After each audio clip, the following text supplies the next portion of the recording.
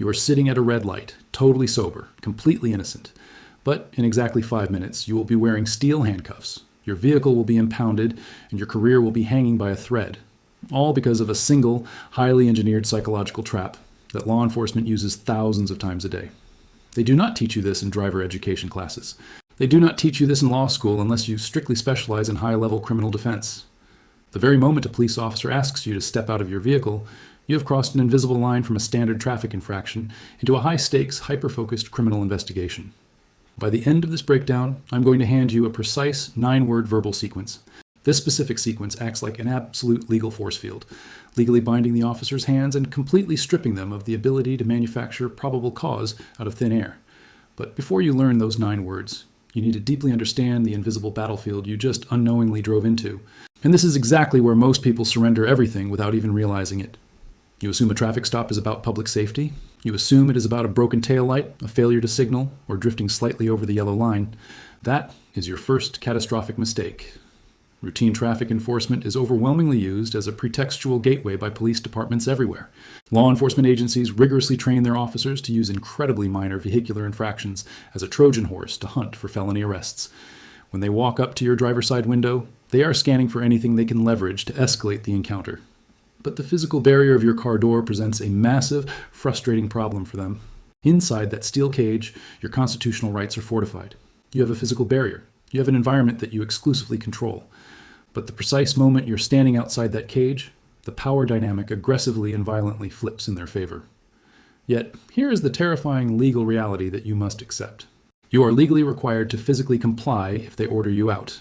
Under the United States legal framework, specifically stemming from historical court decisions regarding officer safety protocols, a lawful traffic stop grants police the absolute, unquestionable authority to order the driver and even the passengers out of the vehicle. Period. You cannot debate this on the side of the highway. You cannot roll up your window and stubbornly recite constitutional amendments. If you refuse the physical act of exiting the vehicle, they will legally break your window, drag you onto the jagged asphalt, and charge you with obstruction or resisting an officer. But this is exactly where the police lay their most dangerous trap. They desperately want you to confuse physical compliance with constitutional surrender. When your feet hit the pavement, 3 invisible tripwires are immediately activated against you. Tripwire number 1 is the exposure of your physical state and motor function. Inside the car, they only see your face, your shoulders, and your hands. Outside, they meticulously analyze your entire gait. Did you stumble slightly because the gravel on the shoulder was loose? The officer aggressively writes down that you displayed a sudden loss of motor control. Did you cross your arms over your chest because the night wind was freezing? The officer documents that you were displaying defensive, evasive, and uncooperative body language. Did you lean against your trunk because you were physically exhausted from a 12-hour shift? The officer logs that you were unable to maintain physical balance without support. Every single microscopic human movement you make is rapidly weaponized into an indicator of guilt. Tripwire number 1 is completely designed to build reasonable suspicion out of thin air. And this leads us directly to the second trap, which is infinitely worse. Tripwire number 2 is the visual expansion of the battlefield. When you open your door to exit the vehicle, you illuminate the interior cabin. You expose the floorboards, you expose the side pockets, you expose the center console. The officer intentionally positions his body to peer incredibly deep into the cabin as your door swings wide open. A completely innocent object, maybe a small bag of powdered donuts or illegal supplement powder, suddenly becomes suspected narcotics in plain view. A perfectly legal pocket knife used for your warehouse job becomes a deadly weapon justifying a full-scale aggressive sweep of your physical person. They use the required physical transition of you exiting the car to conduct an unconstitutional visual raid of your private sanctuary. But the third tripwire is by far the most devastating. Tripwire number 3 is the psychological destabilization protocol. When you are standing on the narrow shoulder of a pitch-black highway, cars flying past you at 70 miles an hour, blinding spotlights hitting your face, 2 armed individuals heavily flanking your position, your human brain enters a severe, uncontrollable fight or flight response. Your amygdala completely hijacks your prefrontal cortex. You literally lose the biological ability to think logically and strategically. And law enforcement heavily counts on this exact biological reaction. They know that terrified, destabilized people do one of 2 things. They either become aggressively defensive or they become desperately compliant. If you become aggressive, you give them the immediate physical justification to tackle you and put you in steel handcuffs for their own safety. If you become compliant, you start voluntarily waiving your constitutional rights without even realizing what you're doing. They will hit you with rapid-fire questions masked as casual, friendly conversation. Where are you heading tonight, buddy? Why are your eyes so red? Allergies acting up? You seem a little nervous, man. Is there something in the car I should know about before I let you go? Mind you just got pulled over because your license plate light was dim. And here is the brutal, unforgiving truth about human nature in these moments. You desperately want the tension to end. You want to go home to your family. So you start talking. You try to logically explain your way out of the situation. You try to build a friendly rapport with the badge. You over-explain your entire evening. You confess to having a single beer 3 hours ago because you falsely believe that honesty will miraculously grant you leniency. It never, ever does. Every single syllable you frantically utter is being meticulously recorded by a high-definition body camera to be mercilessly dissected by a prosecuting attorney 6 months later. Let me share a horrifying scenario that happens every single night across this country. A driver gets ordered out of the vehicle. The officer does not yell. The officer does not act aggressive or mean. Instead, the officer masterfully plays the role of a concerned big brother. He says, "Hey man, step out here for a quick second. Let us get out of this dangerous traffic." The driver steps out. The officer chuckles and warmly says, "Look, my sergeant is really riding my back tonight about quotas. I just need to make sure you do not have any rocket launchers or stolen gold bullion in the car. Mind if I take a super quick peek so I can get you out of here with just a warning?" The driver, completely disarmed by the humor and the golden promise of a mere warning, laughs along and says, "Sure, officer. Go right ahead. I have nothing to hide." In that exact microscopic fraction of a second, the driver has legally consented to a full, unrestricted, devastating search of his vehicle. The officer can now legally tear apart the upholstery, completely empty the trunk onto the dirt, and call in a canine drug unit, all because the driver desperately wanted to be polite and agreeable. The Constitution does not protect you from your own politeness. If you hand them the keys to your constitutional fortress, they will unlock the door and burn it to the ground. And the agonizing moment you realize your massive mistake, it is already too late. You cannot retroactively unconsent once the invasive search begins, and they falsely claim to find something slightly suspicious. But this brings us to the ultimate million-dollar question. How do you actually survive this?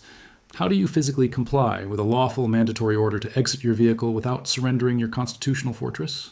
This is the exact, battle-tested strategy that separates the permanent victims from the legally untouchables. You must heavily compartmentalize the physical action of moving your body from the verbal submission of yielding your rights. You must treat this entire encounter like a high-stakes chess match where every single move is flawlessly scripted in advance. When the officer issues the aggressive command to step out of the vehicle, you do not argue about your rights while sitting inside the car. Arguing inside the car leads to shattered safety glass and a violent taser deployment.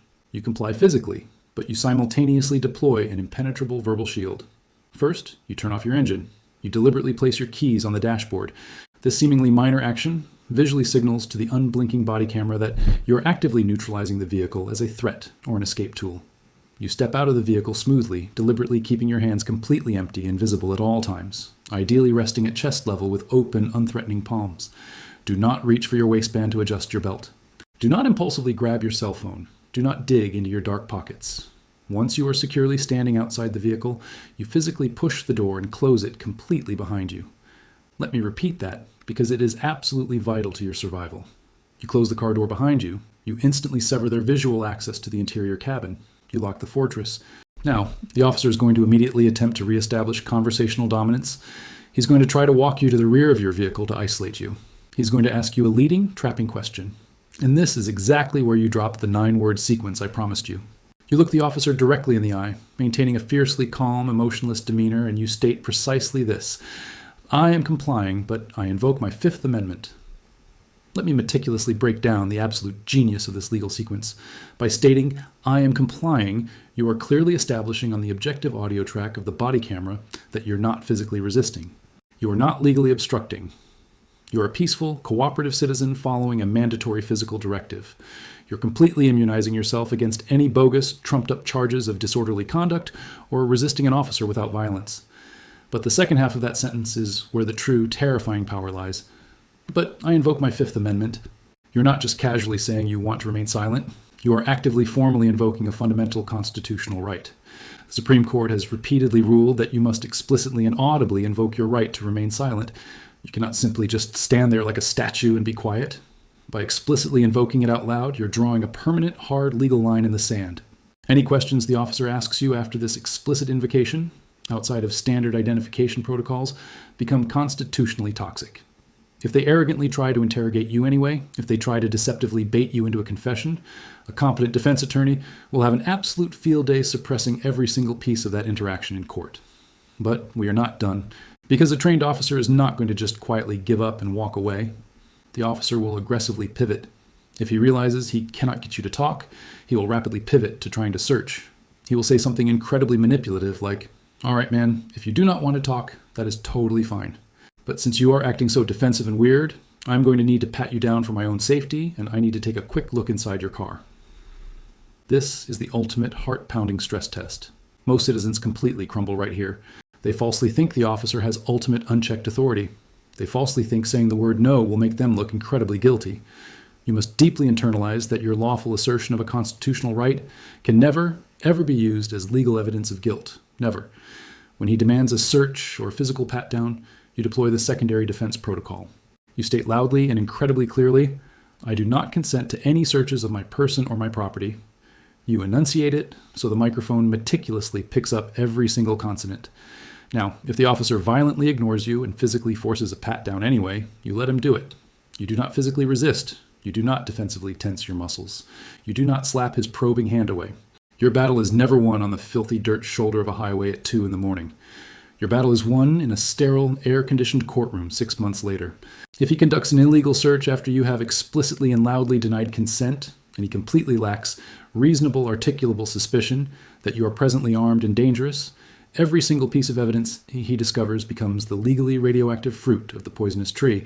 It gets thrown out entirely. The entire case collapses. The state drops the felony charges, but it only works if you audibly denied consent on camera. And this brings us to the final, most crucial step of the entire terrifying encounter, the illegal detention loop. Cops are absolute masters at maliciously stretching a standard 10-minute traffic stop into a grueling 45-minute fishing expedition. They will make you stand there shivering in the cold. They will purposely delay writing the ticket to wait for a K-9 drug unit to arrive from across town. They will casually chat with their partner while you violently sweat. They are actively trying to psychologically break you down so you finally surrender and scream, "Just search the damn car and let me go." You have to forcefully stop this clock. You have to aggressively start a legal stopwatch. After you have invoked your silence and explicitly denied consent to search, you boldly ask one definitive, unignorable question. Am I being detained, or am I free to leave? You are actively demanding a strict legal classification of your current status. An officer absolutely cannot hold you indefinitely on the side of the road for a minor traffic violation just because he has a bad hunch. The Supreme Court decisively ruled in Rodriguez versus United States that police cannot extend the duration of a routine traffic stop beyond the time reasonably required to complete the initial mission of issuing a ticket. If he reluctantly says you're free to leave, you immediately walk back to your car, you start the engine, and you drive away without another word. If he aggressively says you're being detained, you have now flawlessly locked him into a legal corner. He must now legally justify, on the record, exactly why he is extending the stop. He must have a highly specific, undeniable, and articulable reason to hold your body there. You have violently taken back control of the timeline. You have weaponized the law to fiercely protect your own freedom. You have successfully transformed yourself from easy roadside prey into an impenetrable legal fortress. But wait, what happens if the officer slyly smiles, ignores your denial, and claims a police drug dog just visibly alerted on the exterior of your vehicle, even though you know for an absolute, undeniable fact there's nothing illegal inside? That is an entirely different, terrifying level of psychological law enforcement warfare. I've completely deconstructed the devastating police K-9 deception tactic and exactly how you can legally counter it in this next breakdown. Watch it right now before you ever get behind the wheel of a car again.